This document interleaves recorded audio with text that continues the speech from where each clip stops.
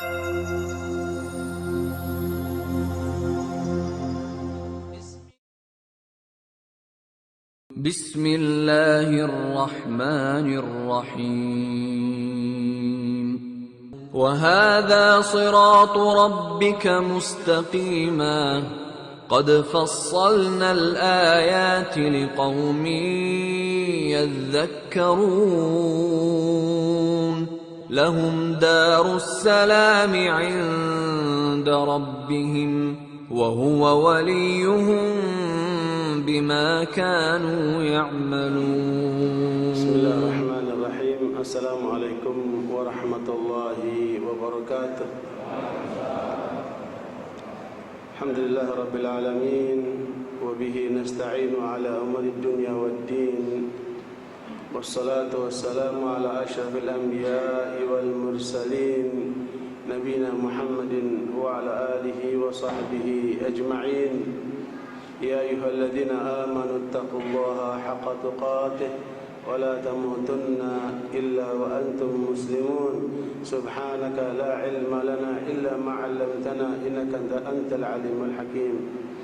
اللهم لا سهل إلا ما جعلته سهلا وأنت تجعل الحزن إذا شئت سهلا. إخواني وأخواتي في الدين rahimani wa rahimakumullah. Tadi kita mendengarkan bacaan imam sebagai peringatan kepada kita yang masih hidup. Wailul lil mukadzibin, wailul yaumaidil lil mukadzibin. Celaka bagi mereka pada saat itu, yaitu di akhirat, yang termasuk kategori orang-orang pendusta. Wail juga bisa diartikan sebagai salah satu tempat yang ada di neraka, namanya neraka Wail. Mumpung kita masih hidup, maka peringatan-peringatan Al-Quran harus dapat mengingatkan kita untuk senantiasa sadar sebagai hamba Allah, bukan sebagai hamba hawa nafsu, bukan juga sebagai hamba kekuasaan dan lain sebagainya. Ikhwan barakallahu fikum, Allah telah menerangkan pada awal-awal surat Al-Ankabut, Alif Lam Mim. Ahasiban nasu an yutraku an yaqulu amanna wa hum la yuftanun wa laqad fatanna alladhina min qablihim falaya'lamanna Allahu alladhina sadaqu wa laya'lamanna al-kadhibin. Alif Lam Mim, potongan ayat yang kemudian Allah memberitahukan kepada kita apakah manusia mereka dibiarkan mengatakan kami beriman, tetapi kemudian mereka tidak diuji. Maka sungguh Allah telah menguji manusia-manusia sebelum mereka. Maka sehingga menjadi jelas bagi Allah siapa orang yang jujur dan siapa orang yang pendusta. Ikhwani barakallahu fikum, tema inilah yang akan kita bahas insyaallah pada pagi hari ini, bahwa ujian tidak akan pernah sepi dari kehidupan orang mukmin. Karena itu kata Nabi, asyadun nasi bala'an al-anbiya thumma yalunahum thumma yalunahum. Manusia yang paling banyak ujiannya adalah para nabi. Kemudian mereka yang iman, kadar imannya di bawah itu dan di bawah itu. Ikhwani barakallahu fikum, makanya Allah memberikan panduan kepada kita berupa Al-Quran, dan sekaligus diterangkan oleh Rasulullah dalam bentuk ajaran-ajaran yang beliau praktekkan untuk mengarahkan kita menjadi hamba Allah yang sudah membuat perjanjian dengan Allah. Inna salati wa nusuki wa mahyaya wa mamati lillahi rabbil alamin. Sungguhnya salatku, ibadah kurbanku, mati dan hidupku untuk Allah, Tuhan semesta alam.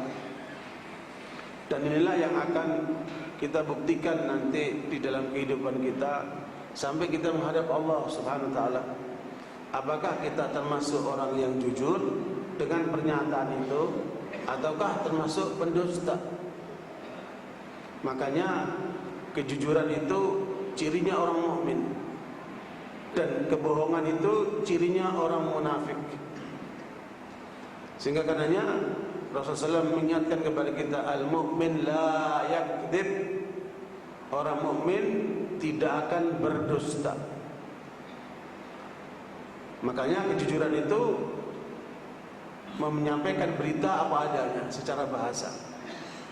Tetapi kandungan kebenaran itu, kejujuran itu adalah bagian daripada keimanan yang lawannya adalah kebohongan. Allah SWT memerintahkan kepada kita di dalam surat At-Taubah ayat 19, ya ayyuhalladzina amanu taqullaha wa kunu ma'as shadiqin. Wahai orang yang beriman, bertakwalah kepada Allah dan hendaknya kalian senantiasa bersama orang-orang yang jujur.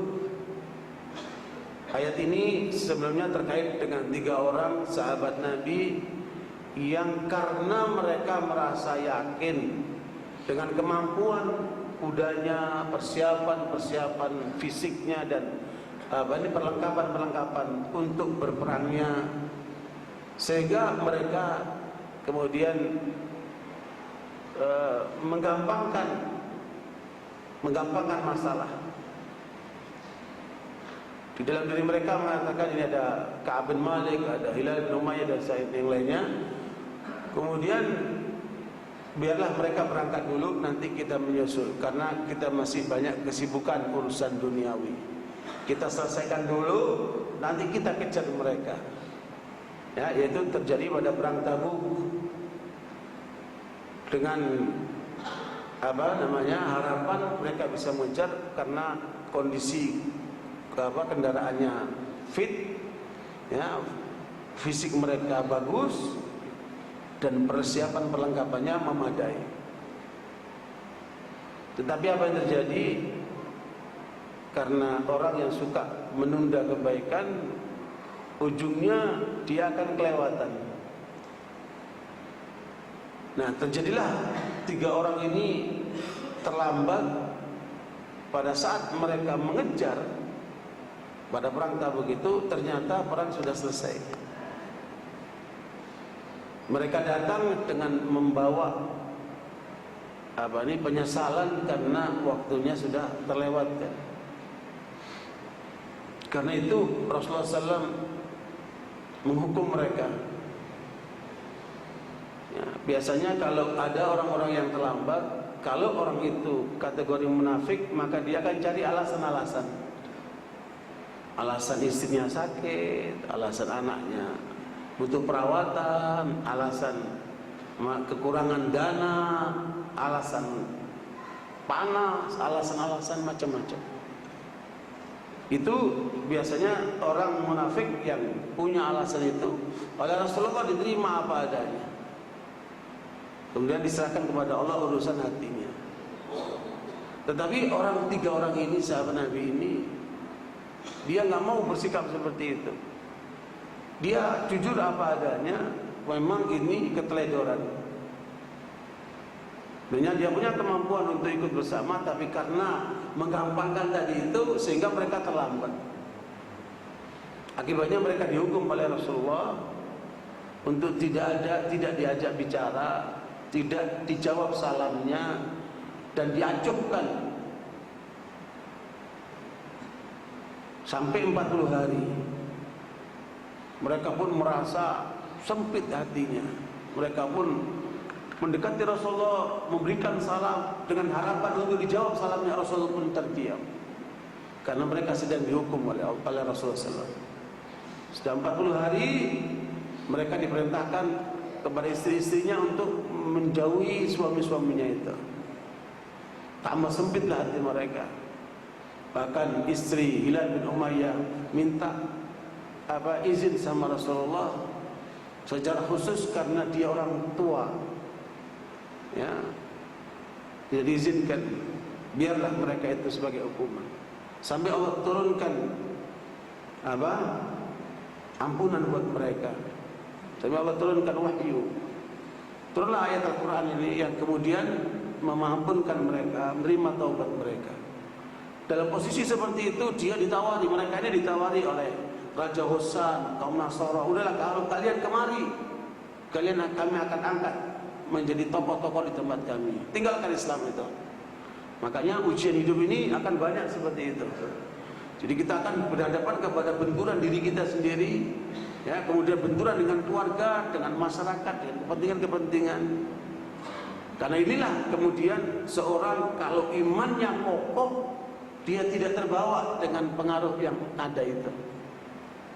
Makanya hidup hanya dua, mempengaruhi atau dipengaruhi. Orang mukmin yang kuat imannya, dia mempengaruhi, tidak terpengaruh dengan yang ada. Harusnya seperti itu. Tetapi kadang-kadang iman seseorang naik dan turun.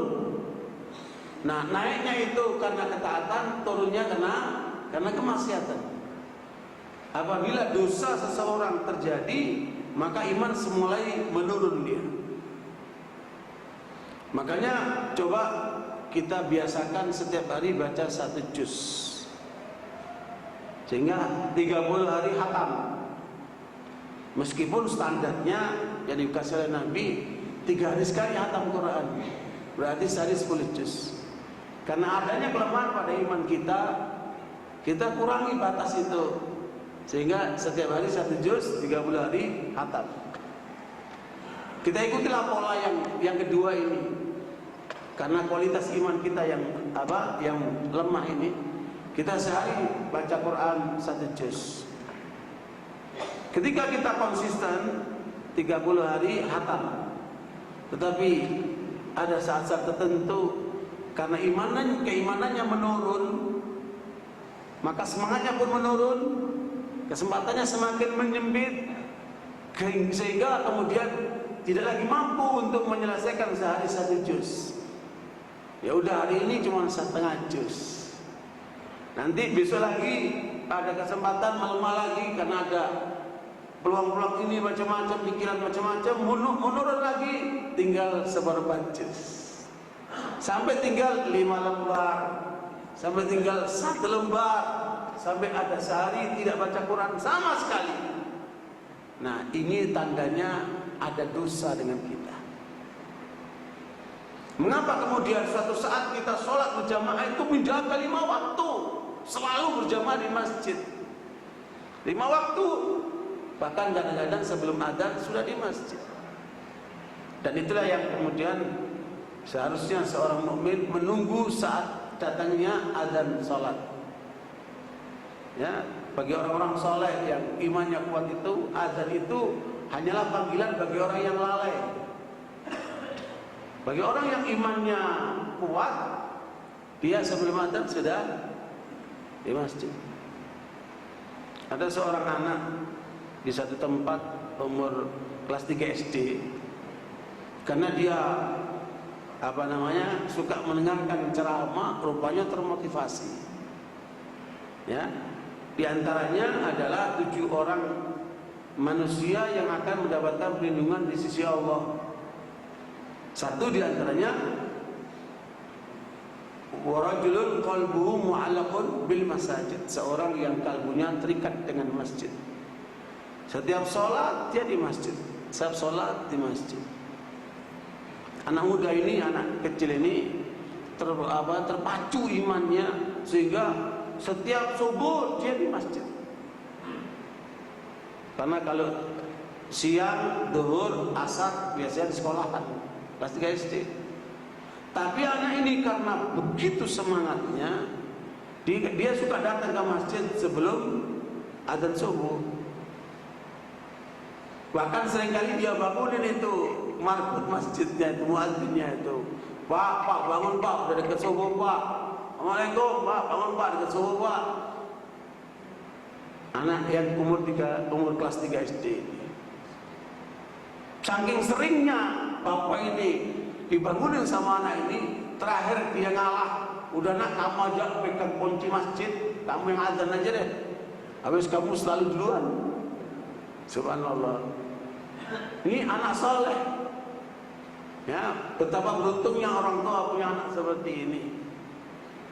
Yang keliru besar ketika kemudian anaknya ke masjid, bapaknya masih tidur di rumah.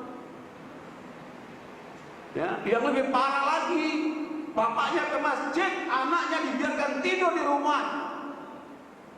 Bapak seperti ini nanti tanggung jawabnya besar di sisi Allah Subhanahu wa taala. Padahal anaknya sudah sepantasnya ke masjid. Anak sudah umur 7 tahun ke atas itu harus dilatih ke masjid. Ya, dan jangan kita seperti pengurus-pengurus masjid lain. Justru anak-anak yang umur-umur segitu malah diomelin supaya jauh dari masjid. Ini nanti generasi mudanya akan jauh dari masjid kalau anak-anaknya dijauhkan dari masjid. Ya, harusnya mereka menaungi anak-anak itu, mengarahkan anak-anak itu. Masing-masing orang tua mengendalikan anaknya. Kalau udah di umur 7 tahun ke atas itu boleh dibawa ke masjid. Umur 7 tahun di bawah jangan nanti mengganggu yang lain. Karena umur 7 tahun itu harus diajarkan sholat. Kata Nabi, "Alimu auladakum as-salata wa hum abna'u sab'in wadribuhum wa hum abna'u 'ashrin." Ajarkan anakmu sholat, bawa ke masjid ketika anak itu sudah umur 7 tahun. Kalau sebelum itu dia masih belum bisa mengendalikan dirinya.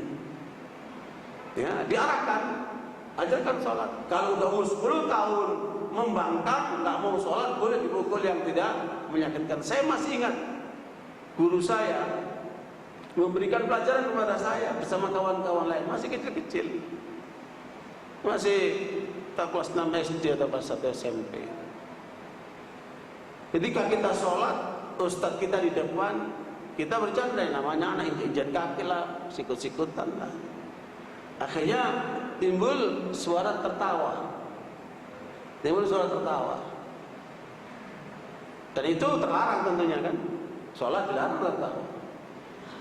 Selesai sholat, ustadz itu nanya, Allah yarhamu, semoga Allah merahmatinya. Nanya, siapa tadi waktu sholat tertawa? Semuanya kita tertawa. Kemudian beliau masuk ke kamar, ambil rotan, sujud semuanya. Suruh sujud, kemudian dipukulkanlah di bawah kaki saya. Dipukul ke rotan di bagian kaki ini. Sampai sekarang kita nggak lupa. Tidak membahayakan. Inilah pendidikan. Karena dianggap sudah umur 10 tahun lebih, tapi masih bercanda salatnya. Diperlakukan dengan cara itu. Itu perintah Rasulullah. Wadribuhum wa hum abna'u 'ashrin. Boleh pukul, tetapi tidak membahayakan. Bagaimana bagian kaki? Tapi itu kemudian menyadarkan kita, sejak itu kita nggak pernah bercanda lagi ketika sholat. Jadi itulah cara pendidikan yang benar. Ikhwan barakallahu. Makanya di dalam menjalankan hidup ini harus penuh dengan kejujuran. Ya, jujur kepada Allah, jujur kepada diri sendiri, dan jujur kepada orang lain. Makanya jujur itu tidak hanya terkait dengan lisan. Ya, boleh saja kita melihat orang itu lisannya jujur, tapi belum tentu hati dan perbuatannya jujur. Sampai terbukti tiga-tiganya menjadi satu kesatuan. Ya, yang paling tahu ya diri kita sendiri. Nggak usah lihat orang lain, lihatlah diri kita sendiri. Makanya Rasulullah SAW mengingatkan kepada kita tentang al-mu'min la yakdzib. Orang mukmin nggak akan berdusta. Makanya Allah turunkan di dalam Al-Quran itu ada sekitar 153 ayat yang terkait dengan kejujuran. 153 ayat. Cukup banyak itu, mengingatkan kita tentang arti kejujuran itu, supaya kita tidak termasuk kategori orang yang munafik, yang berpenyakit dan kalbunya. Orang munafik itu kata Allah, idza ja'al munafiquna qalu nashhadu innaka la rasulullah wallahu ya'lamu innaka la rasuluh wallahu yashhadu innal munafiqina lakadzibun. Kata Allah, perhatikan, ketika orang-orang munafik datang kepada wahai Muhammad, mereka mengatakan kami bersaksi kamu utusan Allah. Allah tahu engkau adalah utusan Allah, tetapi orang-orang munafik itu hanya berdusta. Kenapa mereka dikatakan berdusta? Karena Islamnya cuma KTP. Kalau bahasa sekarang ini, Islamnya itu cuma nama. Namanya Muslim, tapi dengar azan tidak memenuhi salat, yang memenuhi panggilan Allah. Namanya muslim tapi tidak bertanggung jawab di dalam dirinya dan keluarganya. Namanya muslim tetapi kemudian hidupnya tidak tertuju kepada Allah Subhanahu wa taala. Orang-orang seperti ini dia telah berdusta kepada Allah. Sebenarnya dia telah mendustai dirinya sendiri. Karena Allah enggak butuh kepada manusia. Makanya kejujuran itu menjadi cirinya orang mukmin. Kebohongan menjadi cirinya orang munafik. Dan jangan sampai sekali-kali kita mengajarkan anak kita bohong. Ketika ada orang telepon ke rumah, orang itu rupanya ingin lagi utang. Diangkat teleponnya sama anaknya, dan siapa? Disebutkan Bapak Fulan. Ya, ngasih syarat kepada anaknya sudah bilang apa? Enggak ada, karena tahu bapak itu mau lagi utang. Dibilang apa? Enggak ada.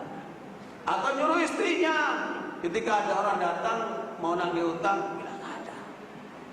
Ini orang yang telah mengajarkan kebohongan kepada keluarganya. Naudzubillah min dzalik. Makanya Rasulullah menyebutkan da' ma yuribuka ila ma la yuribuk. Tinggalkan yang ragu sampai kamu tidak ragu. As-sidqu tuma'ninah wal kadhibu raibah. Hadis yang sahih riwayat Tirmidzi, Rasulullah menyebutkan bahwa kejujuran itu membawa ketenangan. Ya, tinggalkan yang ragu sampai kamu tidak ragu. Sesungguhnya kejujuran itu membawa ketenangan, kata Rasulullah. Adapun dusta, bohong, itu yang bikin keraguan. Hidup jadi nggak tenang. Tetapi cobalah lihat dalam kehidupan kita. Orang pinter banyak, Pak. Ya, orang mungkin jenius banyak. Tapi orang yang jujur tidak banyak. Dari sekian banyak orang pinter, dari sekian banyak orang jenius, yang jujur itu tidak banyak. Karena jujur itu bagian daripada sifat keimanan. Ya, dalam dunia manajemen dikenal dengan PIS, pedoman, passion, integration, dan skills. Ya. Nah, di dalam masalah passion itu bisa ditingkatkan lewat apa? Lewat motivasi-motivasi. Skill bisa diberikan lewat peningkatan lewat workshop. Tapi integrity itu menyangkut kejujuran, menyangkut kaitan dengan keimanan. Ya, itu nggak bisa dilakukan lewat motivasi, lewat workshop. Itu harus dikuatkan keimanannya. Ya, beda orang yang kemudian manajemennya itu karena hanya mencari kesuksesan duniawi. Dia hanya termotivasi bagaimana meraih keuntungan sebanyak-banyaknya. Bagaimana marketing yang dia lakukan meraih konsumen sebanyak-banyaknya. Tidak terkait dengan pahala, tidak terkait dengan perhatian Allah kepadanya. Karena dia hanya sifatnya duniawi. Beda dengan orang mukmin. Ya, integritas dirinya itu dia melakukan itu karena Allah, sesuai dengan syariat Allah. Dia nggak mungkin berdusta. Dia nggak mungkin menipu customernya. Dia nggak mungkin mengatakan sesuatu yang buruk, yang baik dikatakan buruk atau sebaliknya. Dia akan mengatakan apa adanya. Nah, integritas inilah yang sekarang mengalami erosi dalam kehidupan umat dan bangsa ini. Mengapa adanya orang-orang koruptor itu? Ya, negeri kita termasuk negeri yang terkenal korupsi nomor 3 di dunia. Kebocoran dana negara lewat korupsi ini luar biasa. Sampai dibentuknya KPK itu kan. Sebenarnya KPK juga perlu.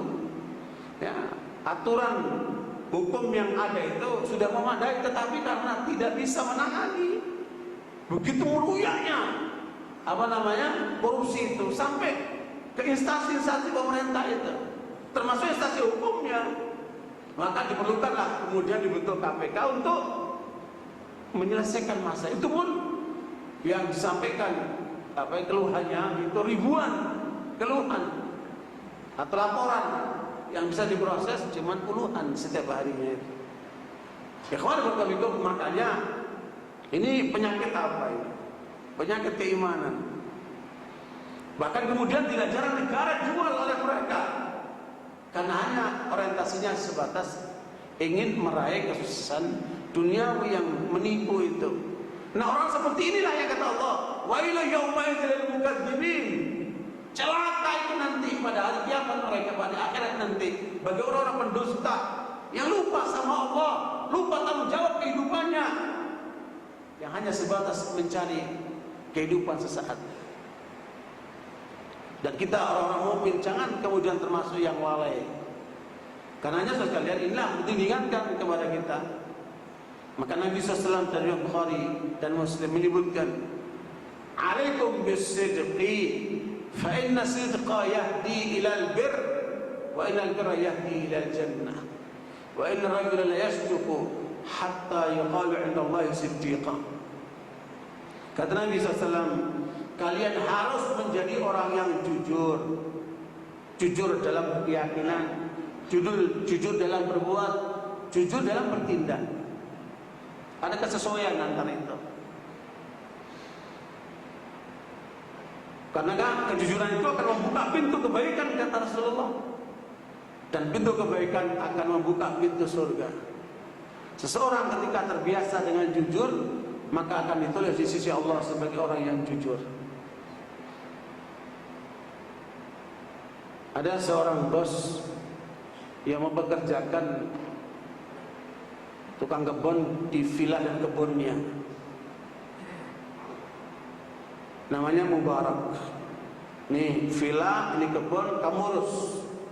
Saya percayakan sama kamu. Bos ini sibuk sekali dengan urusan bisnisnya dan aktivitasnya. Sekian lama dia tidak datang ke kebunnya itu, ke villanya itu, berbulan-bulan.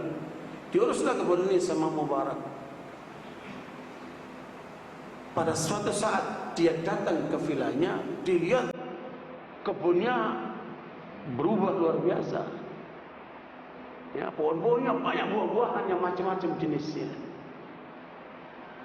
Dilihat luar biasa tukang kebunku ini, kerja betul nih anak. Ya, dia udah rawat betul.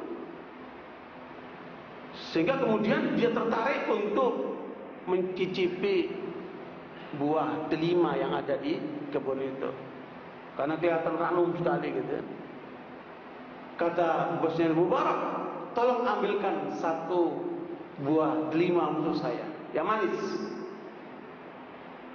Dia duduk sambil menikmati pemandangan dan kebunnya itu. Datanglah Mubarak membawa satu buah delima yang kelihatannya ranum dan manis gitu. Ketika dicoba sama bosnya ini, ternyata asam.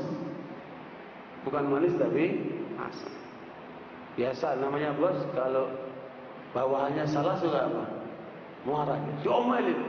Kamu nyari yang manis enggak becus. Asam ini, tahu, coba aja kamu makan. Oh iya, maaf bos, saya cari lagi bos.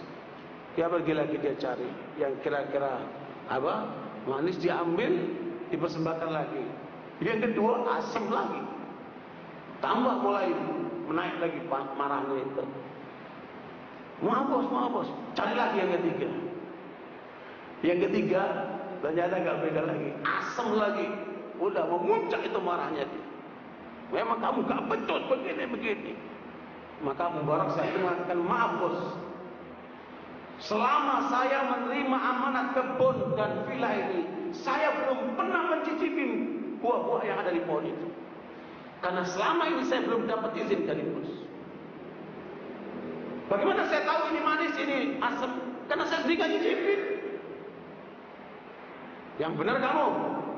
Benar. Saya belum pernah nyoba itu, karena saya belum dapat izin dari bos. Saya dapat tugas untuk merawat, tapi sampai sekarang saya belum mencicipin itu. Tadinya marah, tadinya ngomel, berubah jadi respect. Berarti anak ini jujur. Ya, padahal nggak dikontrol. Mau dia ngambil berapa, mau dijual berapa, orang nggak tahu.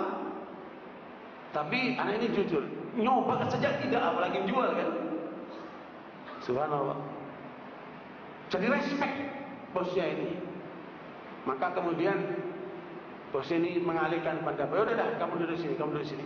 Udah, dalam artinya udah respect. Ini anak jujur. Hanya duduk kamu sini sekali. Diajalah bicara sama bosnya. Ini Mubarak, kita ngomong yang lain. Saya mau minta pendapat kamu.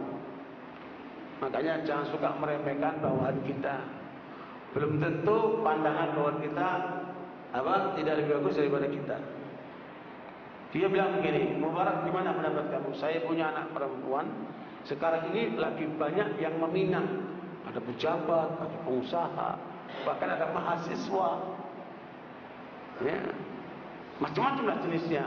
Menurut kamu, siapa yang pantas saya nikahkan untuk anak saya? Kata Mubarak begini, maaf tuan, kalau dulu orang Arab jahiliyah itu menikahkan anaknya, dasarnya pertimbangannya adalah keturunan. Kalau keturunannya ningrat terhormat, dia akan kasih. Kalau Yahudi yang diukur fulus. Kalau yang Minang itu orang berduit, dia kasih. Kalau orang Nasoro itu ukurannya cakep. Kalau yang Minang itu cakep, dia kasih. Tapi kalau Islam, Rasulullah mengajarkan kepada kita tungkahul mar'atu li arba, perempuan yang dinikahi karena 4 sebab: limaniha, wali jamaliha, wali nasabiha, wali diniha, fatfar bidzati dini taribat yadak. Wanita dinikahi karena 4 sebab: kecantikannya, kekayaannya, keturunannya, dan agamanya. Tekankan agama, maka kamu selamat. Kita diajarkan oleh Rasulullah SAW untuk mencari calon menantu untuk anak kita ada yang paling bagus agamanya. Silakan tuan lihat dari semua yang minta itu, lihatlah, perhatikan terhadap agamanya. Yang paling bagus agamanya, itulah jatuhkan pilihan untuk anak tuan. Tambah kagum lagi nih bos. Wah, hebat juga lu ya. Ya, subhanallah. Ya, mungkin bapak ini hebat dalam dunia bisnisnya, tapi kurang hebat dalam dunia ilmu agamanya. Mubarak lebih paham. Ya udah, masukan itu begitu berharga bagi bapak ini. Ya udah, terima kasih, saya balik dulu. Assalamualaikum. Dia pergi ke Utalah di puncak sana, dia balik ke Jakarta gitu ya. Temu istrinya, dia ceritain kekagumannya kepada si Mubarak tukang kebun itu. Begini mak, begini mak, begini mak. Coba kita lihat mak, dari mereka yang meminta anak kita itu, ternyata ya, mereka melihat Mubarak agamanya lebih bagus dari mereka. Akhirnya suami istri sepakat, udah kita nikahkan anak kita sama Mubarak saja. Ya, karena ukuran agama. Ini orang bagus sekali, tidak mengukur orang dengan fulus, dengan hartanya. Makanya itu keadilan Allah SWT sekalian, bahwa kebahagiaan tidak terkait dengan fulus. Jangan lupa itu. Kebahagiaan tidak terkait dengan uang. Kalau seandainya orang itu bahagia diukur dengan uang, betapa bahagianya orang-orang yang kaya raya itu. Tetapi justru kita melihat mereka hidupnya kasihan, merana. Karena sehebat apapun kekayaan seseorang, hanya mampu memuaskan dirinya fisiknya ini. Dan itu pun porsinya cuma 20%. 80% ada di sini nih. Ada dalam keimanan. Makanya orang yang bisa hanya memuaskan fisiknya dengan makan, dengan minum, dengan menikah, dengan tidur, dengan jalan-jalan, hanya memuaskan fisiknya, dia hanya bisa memuaskan 20%. Tetapi kemudian jiwanya akan merana kalau tidak diisi dengan keimanan. Ikhwan barakallahu, makanya dialah orang-orang hebat seperti Elvis Presley, ganteng, terkenal, kaya, tapi ujungnya merana bunuh diri. Karena jiwanya kosong. Makanya ketika ada orang mengatakan saya bahagia, dia pegang di sininya, nggak mungkin pegang dompetnya. Nggak, di sini dia pegang. Itulah keadilan Allah SWT. Kebahagiaan tidak terkait dengan uang, tidak terkait dengan jabatan, tidak terkait dengan materi. 80% terkait dengan keimanan sekalian. Dan ini yang kemudian diabaikan oleh banyak orang sekarang. Makanya lihat apa yang terjadi dengan Mubarak itu. Dan ini kejadian betul, bukan cerita kosong. Akhirnya Mubarak kemudian didatangi lagi oleh bosnya. Kembali dia, saking semangatnya, dia ingin, karena waktu itu belum ada telepon, belum ada HP. Dia datang lagi ke kebunnya, Mubarak, saya udah bicara sama istriku, kita harus sepakat, kita mau nikahkan kamu dengan anak kamu. Kata Mubarak, enggak nolak Tuhan. Akhirnya dinikahkanlah Mubarak dengan putri si bosnya ini. Setelah menikah, Mubarak dipanggil sama mertuanya, Mubarak, kamu sekarang sedang menantu kami, villa dan kebun itu ambil buat kamu. Modalnya apa? Modalnya apa? Kejujuran. Subhanallah. Nah, itu saja. Saya merantau dari Jawa Timur ke Jakarta sendirian, nggak kenal siapa-siapa. Saya modalnya cuma itu saja. Tawakal sama Allah, modal kejujuran, modal dengkul. Masuk di Libya, ikut ujian, merasa bisa, tapi nggak diterima. Saya nggak diterima. Yuk Allah, udah jauh-jauh dari Jawa Timur, tes di Libya nggak diterima. Waktu itu hanya di situ sekolah yang gratis, di tempat lain semua bayar. Mau di pesantren manapun bayar. Waktu itu tahun 82 lah. Gimana ini? Saya kalau nggak sekolah sini nggak bisa sekolah lagi karena nggak punya biaya. Anak yatim. Akhirnya sebenarnya yatim itu umurnya 15, waktu itu saya udah lebih dari itu. Tapi kata orang itu anak yatim. Sebenarnya yatim itu hanya sebatas umur 15 tahun. Ini sampai tua masih yatim juga. Tapi saya apa adanya. Saya datangin itu direkturnya. Saya udah tes, tapi nama saya nggak muncul. Saya ingin diterima di sekolah ini. Ya udah, kamu pulang kalau kamu nggak diterima. Mungkin kamu kepintaran, mungkin kamu balul. Ya udah, kamu pergi. Karena namamu sudah nggak ada, ya sudah pergi. Nggak, saya nggak mau pulang kalau nggak diterima di tempat ini. Saya ngotot. Ini orang bingung. Ini anak beda lagi nih. Terus, yaudah, kamu datang minggu lagi sini. Mungkin ngetes dia. Minggu lagi, seminggu itu kan harus makan, tinggalnya di mana, butuh biaya kan. Udah tawakal sama Allah. Minggu lagi datang, saya ketemu lagi sama dia. Sampai dia kapok. Ya, begitu lagi, minggu lagi. Sampai sebulan. Sebulan. Saya masih ingat itu, pakai sepatunya itu sepatu batai plastik gitu. Waktu itu masih plastik itu, pakai itu. Udah, pokoknya saya mau di sekolah sini. Karena saya nggak punya biaya di tempat lain. Karena saya pernah masuk di Gontor, seminggu saya keluar, kenapa? Takut biayanya. Akhirnya setelah sebulan dia datangin terus, bosen ini direktur, dia orang Arab. Terakhir dia bilang apa? Kamu bukan orang Indonesia, lasta Indonesia, Anda Badui. Dia bilang, kamu bukan orang Indonesia, kamu di Badui, kata dia. Nggak mau urusan, mau ngomong apa, pokoknya saya masuk sekolah sini. Ibu kamu gak polos begitu kan, dari kampung. Akhirnya berapa nomormu? Pak, ambil nomornya, dilihat hasilnya bagus. Karena saya yakin saya bisa ikut ujian itu. Kenapa nggak diterima? Itu yang dituntut. Coba dicek dulu, kenapa saya nggak diterima? Saya bisa. Akhirnya dilihat hasilnya bagus. Dikasih rekomendasi, kamu tes ulang. Dites ulang di atas. Alhamdulillah diterima, langsung naik kelas 4. Bukan kelas 1, langsung diterima kelas 4. Alhamdulillah. Jadi mengurangi umur berarti kan. Jadi sekalian, kejujuran itu luar biasa. Saya rasain sendiri. Silakan Anda rasakan sendiri. Apa yang dialami oleh Mubarak ini luar biasa. Dari Mubarak inilah lahirnya seorang ulama besar namanya Abdullah bin Mubarak. Ulama yang terkumpul 3 sifat. Jarang ulama yang terkumpul 3 sifat. Dia ulama besar, dia mujahid besar, dia pengusaha sukses. Itulah Abdullah bin Mubarak. Kata Imam Az-Zahabi rahimahullah, kalau Abdullah bin Mubarak dibandingkan dengan sebagian sahabat, dan sebagian sahabat itu bukan sahabat, niscaya Abdullah bin Mubarak lebih baik dari mereka. Tapi tetap saja Abdullah bin Mubarak kalah karena mereka itu sahabat, ketemu Nabi, itu kemuliaan sendiri.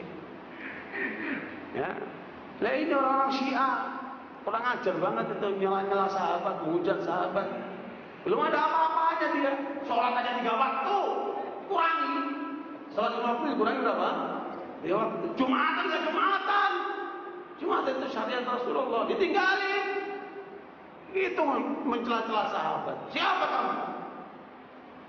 Ya, makanya ketika kemarin ada orang Syiah alumni KUM yang kemudian sadar kembali kepada sunnah, saya ajarkan kamu belajar itu sunnah Rasulullah, kamu belajar itu sejarah Rasulullah, karena mereka ini orang-orang Syiah ini jauh dari Rasulullah, jauh dari sunnah Rasulullah.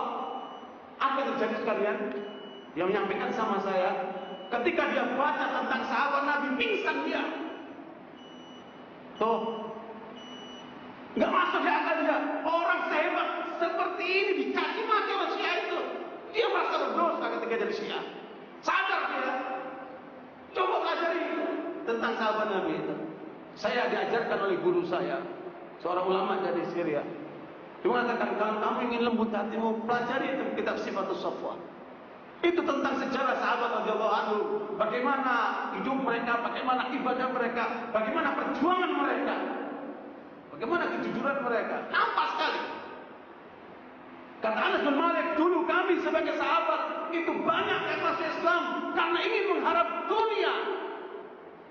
Perang ingin dapat ghanimah, masuk Islam ingin dapat pemberian dari Rasulullah. Karena Rasulullah kalau memberi itu nggak hitung-hitungan. Kata Anas bin Malik, kami masuk Islam karena dunia. Para sahabat itu sore hari dunianya digunakan untuk membela Islam. Ada dai-dai yang mengemukakan kepada ulama besar. Syekh, gimana umat kita sekarang? Lemah. Di mana-mana dijajah, di mana-mana dibunuh, darah di mana-mana, umat Islam murah. Dan itulah yang kita alami sekarang. Umat Islam seperti hina. Jumlahnya seperempat penduduk dunia, tetapi di mana-mana kita dihinakan. Termasuk dihinakan sama Syiah di Irak, di Syria, di Lebanon, di Yaman. Jangan sampai kita dihinakan mereka di Indonesia. Harus kita lawan mereka itu. Mereka itu perusak-perusak kita. Ikhwan barakallahu, apa jawaban ulama ini? Wala tahinu, wala tahzanu, wa antumul a'launa in kuntum mu'minin. Jangan kamu merasa hina, jangan kamu merasa sedih. Kalian orang-orang ditinggikan oleh Allah. Dengan syarat selamat kalian orang-orang mukmin. Dan syarat mukmin ini adalah diantaranya adanya sifat kejujuran.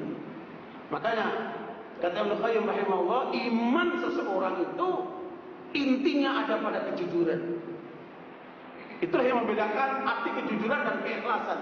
Kejujuran itu yang membedakan antara iman dan kufur. Keikhlasan membedakan antara tauhid dan syirik. Dua hal yang berbeda. Karena itu sekalian, kejujuran ini yang harus kemudian kita bawa. Dalam riwayat Imam Muslim, Rasulullah SAW menyebutkan, man talaballaha asy-syahadah, siapa yang minta kepada Allah mati syahid bisidqin, dengan jujur, maka Allah akan menghantarkan dia kepada tingkatan para syuhada meskipun dia meninggal di tempat tidur. Begitu arti kejujuran itu. Saya kemarin mengarahkan anak-anak pesantren masih kelas 1, kelas 2 SMP. Dan di situ ada orang tuanya, laki perempuan. Saya tanya sama anak-anak itu, siapa yang siap mati syahid? Semuanya mengangkat.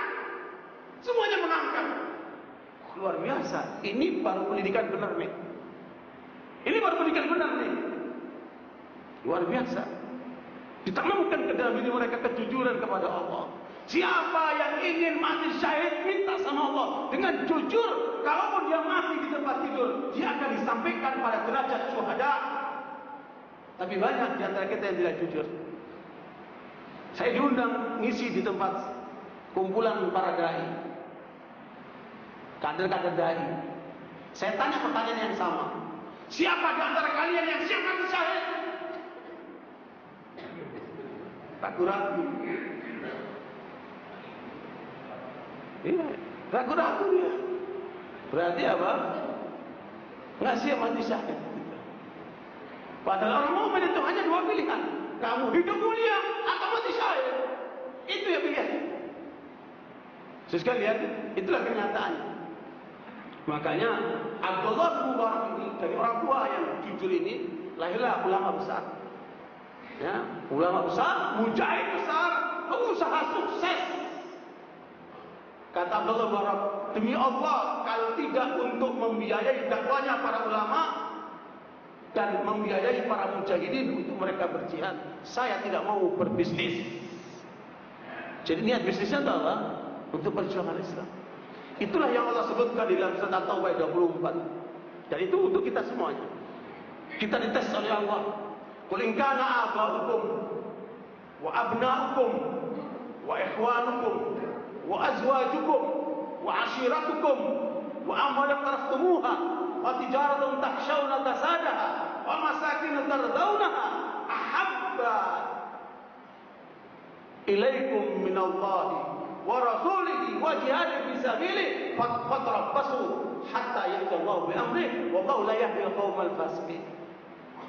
Ini termasuk ujian yang diberikan oleh Allah. Katakan kepada umat Islam yang ngaku orang-orang muslim itu, kalau bapak-bapak kalian, anak-anak kalian, saudara kandung kalian, istri-istri kalian, keluarga besar kalian, harta yang kalian perdagangkan, ya, keluarga besar kalian, bapak-bapakmu, anak-anakmu, saudara-saudaramu, istri-istrimu, keluarga besarmu, perdagangan yang kamu kembangkan, ya, kemudian apa? Harta yang kamu miliki dan rumah-rumah yang kamu tempati, yang kamu senangi, itu lebih kamu sukai, lebih kamu cintai, lebih kamu harapkan daripada kamu berjuang di jalan Allah. Kamu mendahulukan Allah, mendahulukan Rasul, dan berjuang untuk Islam. Kalau sampai 8 poin itu lebih kamu utamakan dari 3 ini, maka tunggu saat, ya, mau kematian, ya mungkin kamu akan dihukum.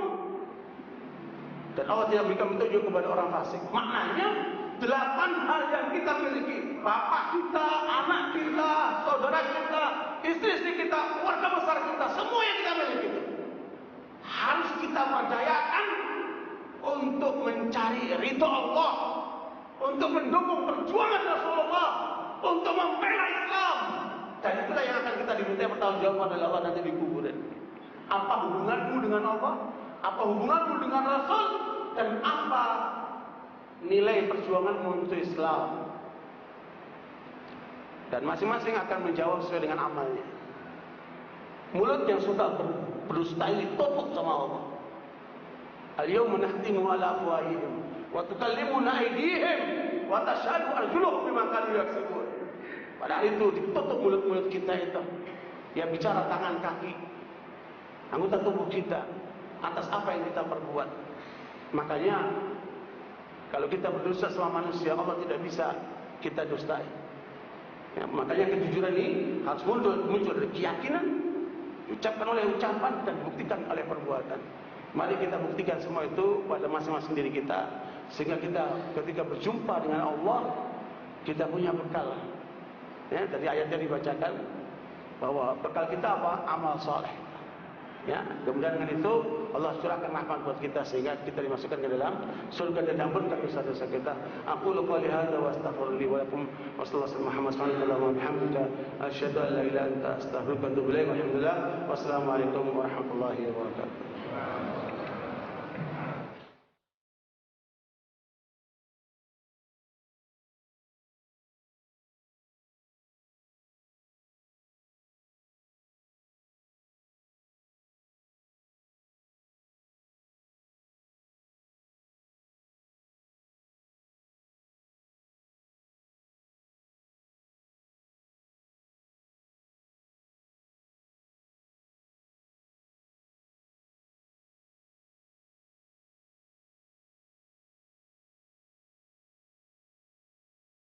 Allahu Allah